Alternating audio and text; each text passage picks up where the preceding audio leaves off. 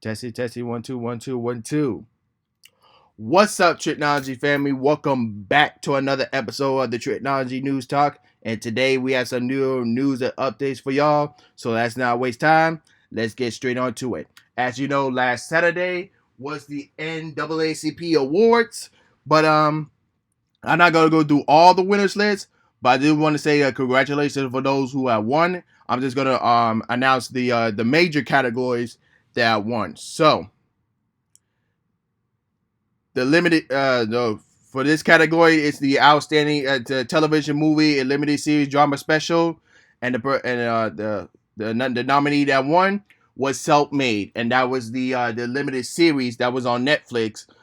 Featured the life story of Madam C.J. Walker. So if you have not got a chance to see that mini series, go check it out on Netflix. And this is for outstanding comedy series, and the nominee that won was Insecure.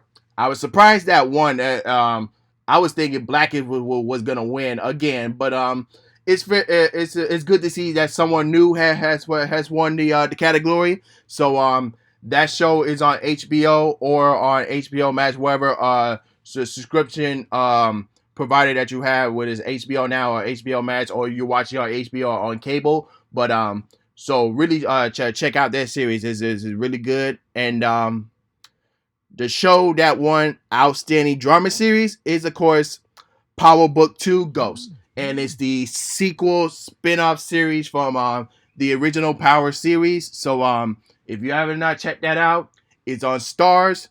So I recommend check out that series. So for outstanding animated motion picture, of course, you already knew who's gonna win this one, and that's Soul. So if you have not checked out that movie, what are you waiting for? Go watch that movie on Disney Plus. And the film that won outstanding independent motion picture, and that's The Banker. So you can watch that movie on Apple TV Plus if you have not seen that movie. And of course, the best for last. And the movie that won outstanding motion picture, and I had the pleasure of working on this film, is, of course, Bad Boys for Life. So Miami, we did it. That's all I gotta say. All right. So moving on to our next topic, and that will be, as Sony is reportedly closing online stores for PlayStation 3 and PlayStation Vita and PlayStation Portable this summer this year. So that's a no-brainer there. So we already know the PlayStation 5 is out right now, and of course you still have PlayStation 4, but going from PlayStation 3 all the way back then, there's no use because they've been out for a couple years, and we have our fun memories on playing certain games on those certain consoles. But all we gotta say RIP to those consoles and start living towards PlayStation 4 or PlayStation 5. But moving on to our next topic, and that's, as in the past years, HBO Max and Warner Media bought the rights to Boondocks. So if you want to watch the Boondocks, you have to watch it on HBO Max. So we all been wondering and see what's gonna happen. When is the Boondocks reboot gonna come out? So we finally got a confirmation that the Boondocks reboot has been confirmed for 2022. So I'm really looking forward to that. But one question is that how are they going to cast Granddad? So in the past year, John Witherspoon, who was the voice of Granddad, has passed. So it's going to be interesting how they're going to handle that situation. But like I said before, I'm interested and looking forward to the Boondocks reboot.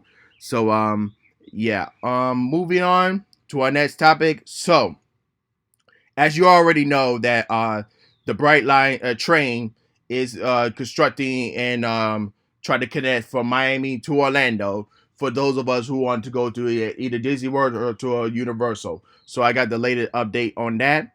Is that the Bright Line high-speed rail is not scheduled to connect to Walt Disney World or any other theme park areas like Universal and other theme park areas in Orlando until the earliest 2026. And I pretty knew that was gonna happen because of what's happening around the world with the COVID pandemic situation, and then there was gonna be some few delays. So that's a no brainer up there that was gonna happen, but it's gonna be easy for those. If you're like one of those people who likes doing road trips or driving cars over there, that's up to you. But if you want to get there faster, so the train will be the one, but we have to wait till 2026. So it is what it is. So, and moving on to our next topic, and as you already know, WrestleMania season is on the way.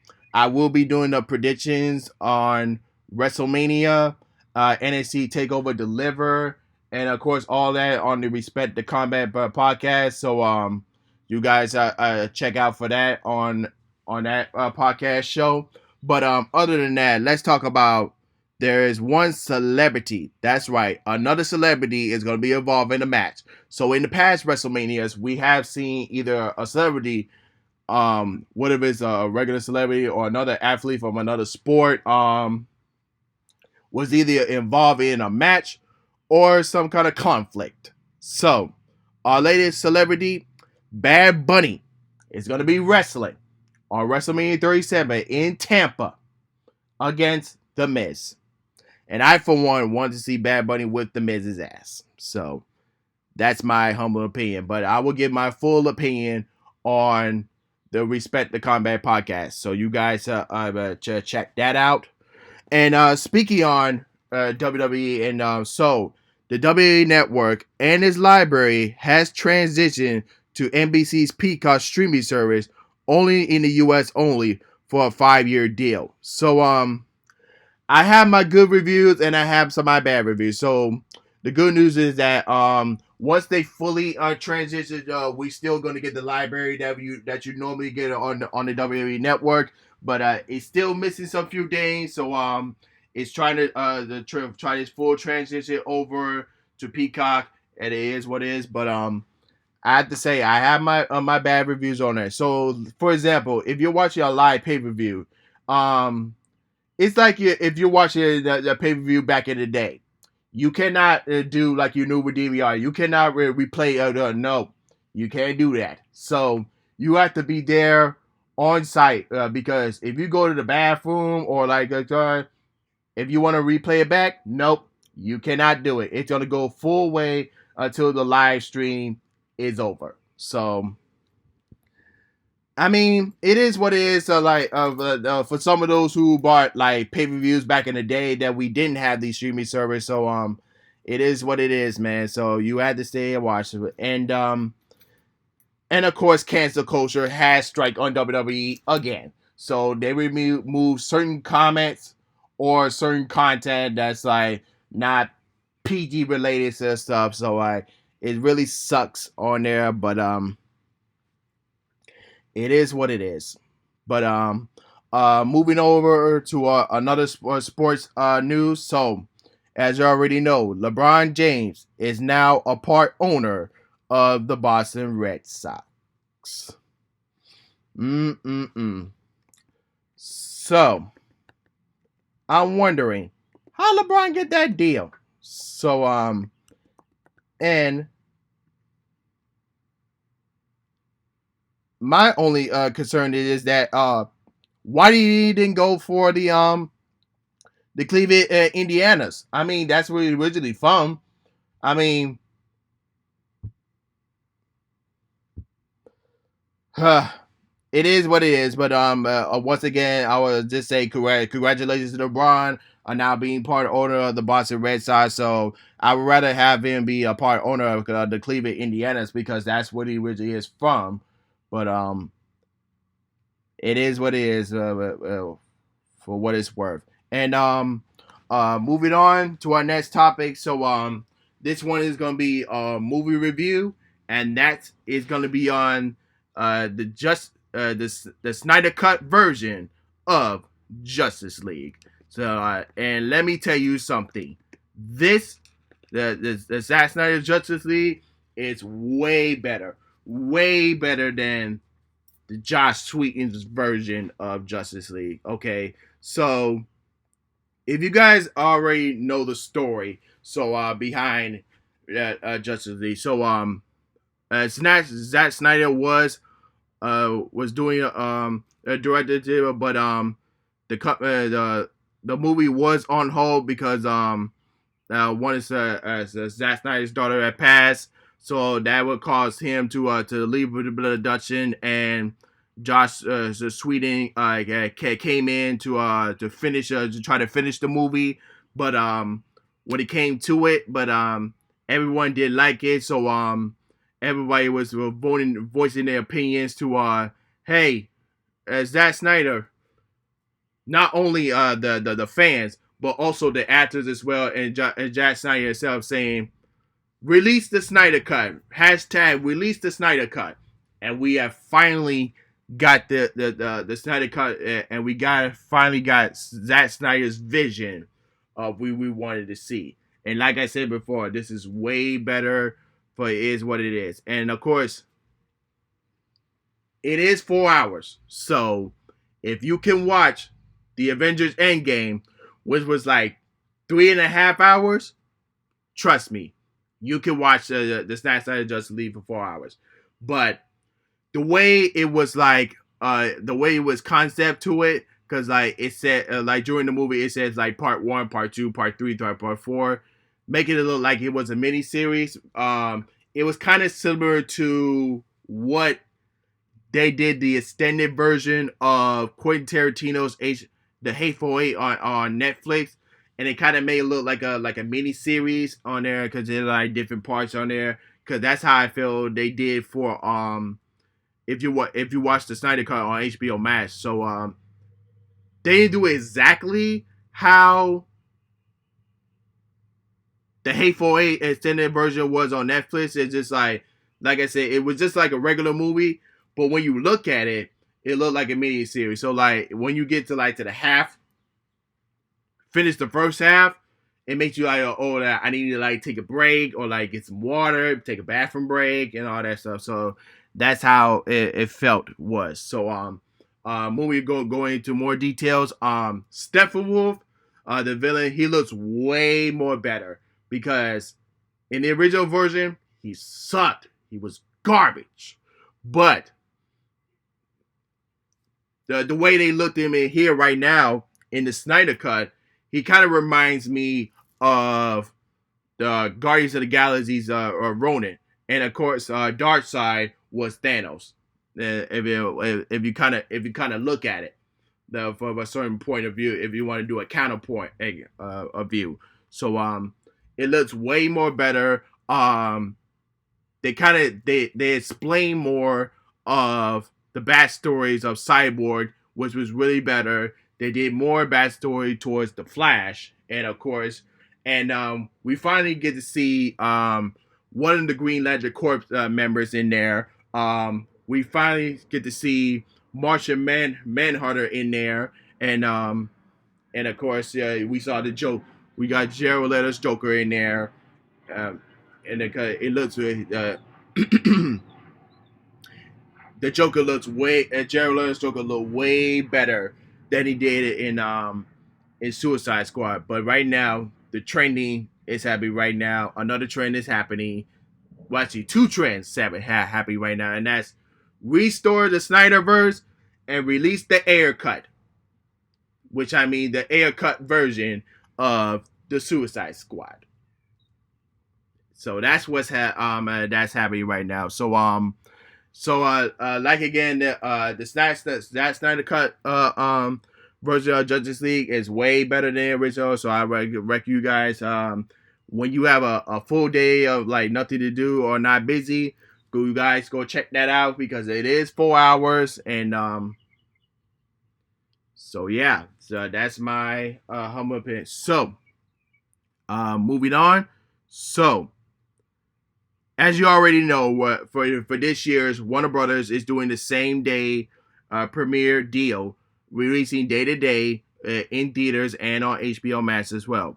But come 2022, that's gonna end, but not like in a bad way, but like in a more sensible way. So Regal Cinemas strike a deal. Well, first off, let me just say this: they're set to reopen in April, starting off this week with Godzilla versus Kong. I will be doing a review on that on the next episode.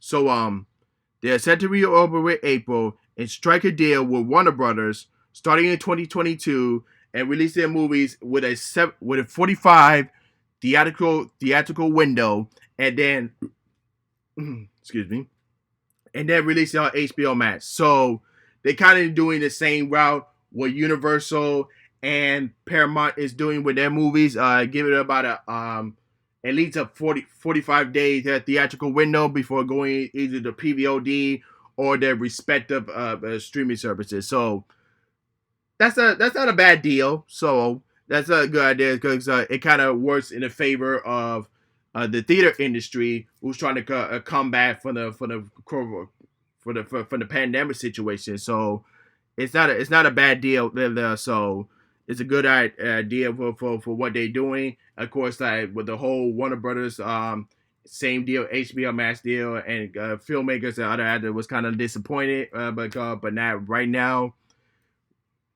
they come in more better terms. I wish we could still get that same deal at HBO Max, but at least they had a more reasonable deal to deal with. So now Warner Brothers, Universal, and Paramount are now doing their at least 45-day theater window, and then release it to either their respective streaming services or to PVOD. So that's not a bad deal. So moving on to our next topic, and of course, Disney have rescheduled their whole entire slate. So starting off with Black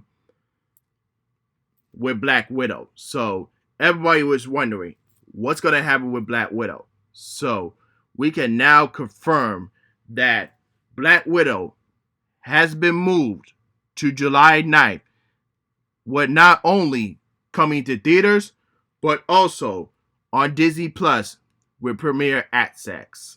So Marvel been saying like they're not gonna pull the hybrid alert until in the last minute. So we can now confirm that Black Widow is not gonna release on July 9th, coming in theaters and on Disney Plus with premiere access. But that's not the only movie. So Cruella, who still maintain the original date on May 28th, but that also will be in theaters and on Disney Plus.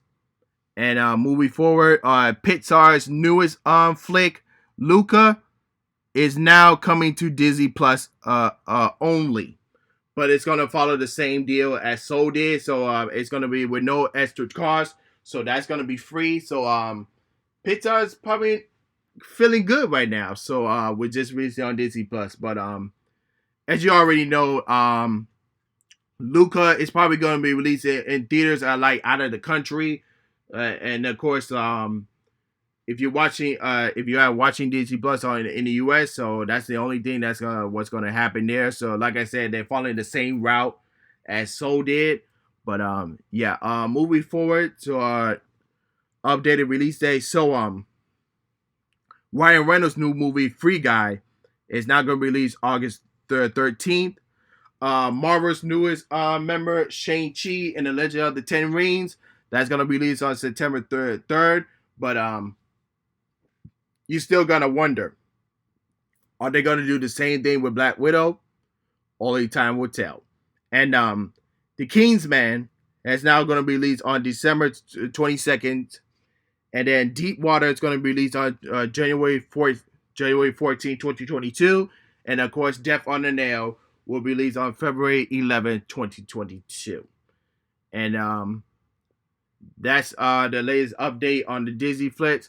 But moving forward, now going from Disney to Warner Brothers and DC itself.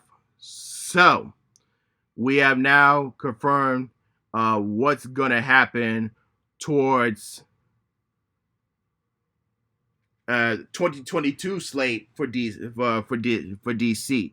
So, as you already know, the Batman, Robert Pattinson's Batman, is going to be released in March, and now we can say that Dwayne the Rock Johnson's Black Adam we're going to be released in July. Then the Flash, Ezra Miller the Flash, is going to be on November 4th. Then Aquaman 2 in December. And then for Shazam 2 is going to be in June of 2023. And we're still waiting what's going to happen with Wonder Woman 3. But that's your latest update on DC and to everything else. So let me know in the comment section if you're watching on YouTube. What are your latest thoughts on the latest updated news? And of course, if you are listening to Anchor, Spotify, or Google Podcasts, go to the YouTube link in the description below and cast your thoughts and opinions in the comment section as well. And other than that, this is Trico, and I'm signing off. Peace.